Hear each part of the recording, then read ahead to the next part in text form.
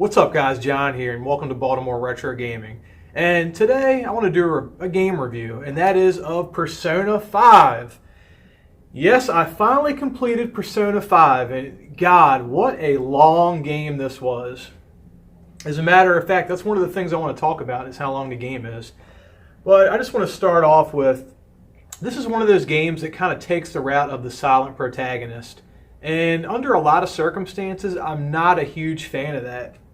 When I'm playing RPGs and JRPGs, I like to be a character, a predetermined character that the company made and developed. You know, a character that I really don't have a choice as to what the name is, what the hair looks like, you know, what color is my skin, what gender am I, like, I just don't like making those choices. I like to have a character and I like to live the life of that character. I mean, at least to me, that's the point of the RPG. But I will say in Persona 5's defense, it really doesn't matter.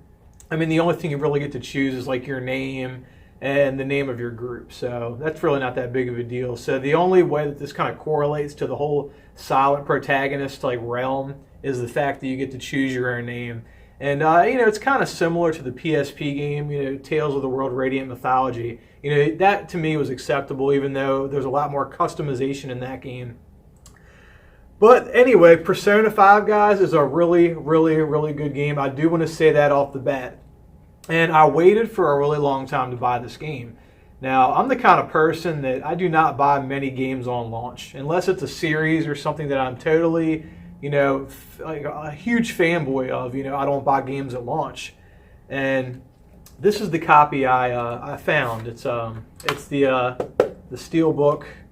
I don't know if it came with a manual or not. Mine was just the Steelbook and this little slipcover. And I do believe I got this on sale at GameStop for, I think it was right around $20, and that was on sale. And, you know, one thing about this game in particular, and even though it's an Atlas game, and Atlas games come out in very limited numbers, now this game has held its value for quite highly for quite some time, at least at GameStop. And, you know, GameStop, you know, other than buying online, which I don't buy many games online, that's like one of the only places, physical brick and mortar like places you can buy used games, at least newer games at. You know, if you go to a retro store, you're buying old stuff. But anyway, this game has held a high price at GameStop for a very, very, very long time, ever since the beginning of the PlayStation 4. I mean, even the PlayStation, because this came out on the PS3 too now. Even the PS3 version of this game, it still holds its value. You know, I think that copies of this game still to this day at GameStop go between maybe $30 and $40. But you know, that's really not that big of a deal, because what you get for the money with Persona 5 is totally worth it. Okay, so let's talk about the story. And you know, I'm not going to say anything to, you know, give any spoilers or give up any information to ruin it for you, because you put in the time like I put in this game, and somebody ruins it for you, you're going to want to smack that person in the mouth. So the story, you know, it pretty much starts off, you know, something happens in the very beginning of the game that you find out about later on in the game, you know, something kind of confusing, you know, very similar to, you know, a movie or a book. I'd say it's kind of, the story is very similar to a book. And you know, that's not uncharacteristic for games like this. You know, that's pretty much with, you know, every RPG. So it pretty much follows the same story, the same timeline, you know, as any other RPG. But I will say this, the story in this game is very, very, very, very good. It's a good story. It's a bit predictable at times, but I loved it. I thought it was great. And, you know, in playing this game and playing through the story, you know, even for me, if I had played this game, you know, 5 hours straight, which if I play this game 5 hours straight, like I don't ever have 5 free hours in my day. You know, usually I can play for an hour, maybe 2 if I'm lucky, between work and all the responsibilities that I have. But with that being said, let's just say I was to play this game for 5 hours straight. This story is so good, and there's so many things that, you know, I want to find out about, and they don't tell you till much, much later. You know, things that I think about it when I'm playing the game, like, well, why is he doing this? Or what's this guy's deal? You know, where is he from? Or whatever the case may be. And even after playing this game for like that length of time, let's say it was 5 hours, it would leave me wanting more. You know, even if I was dead tired and nodding out with the controller in my hand, which I have done many times, that's probably why I played the game as long as I have. A lot of that time I was asleep. You know, even if I'm dead tired, you know, this game has such a good story that it motivates me to just to make a cup of coffee or whatever I'm doing to stay awake and to keep moving forward in the game. So this game, I'd say out of a 1 to 10, I'd say this story is a strong 8. Okay, now the characters in the game, and you know, I'm not going to say this has like a cast of the most brilliant characters ever in any video game. You know, I'd say the award to that goes to Lunar the Silver Star. You know, that to me, that's like a masterpiece video game, in my opinion. You know, what's your favorite video game, or what RPG do you consider a masterpiece? Let me know in the comment section. But this game has a really good cast. You know, you have yourself. You know, you have the silent protagonist. You know, that's what you are. You're the silent protagonist. You know, you have your sassy sidekick.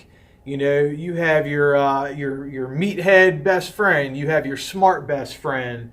You have your other sassy best friend. You know, all the cliche characters in any RPG are in here. But that's not a bad thing at all. That's a very, very good thing, because there's a reason why these games are the way that they are, and that's because that system works. You know, those cliche characters in those Japanese role-playing games, they work. That formula works, and it definitely works very well with this game. You know, I know that's kind of vague and kind of broad, but I'm really trying to avoid, you know, telling you anything that's going to ruin the experience for you. I'm more or less here just to tell you how good of a game this is, and why, even though, that's another thing I want to talk about. The length of time that it took me to complete this game now. A lot of people that I've talked to say they completed it in right around 120 hours. I actually met a guy today at my local retro game store. It's actually a new guy that just started working there, nice kid. We were talking about Persona 5, and he said he completed this game in 107 hours. 107 hours, like, good God. Look, guys, I took a picture of the a screenshot or whatever. I took a picture of the save file, my completed save file. I played this game a little over 248 hours. That's a long time. 248 hours, and it took me a few weeks to complete this game, but my God. Man, you know how many games I can complete in 248 hours? That's like 7 RPGs on the PS1.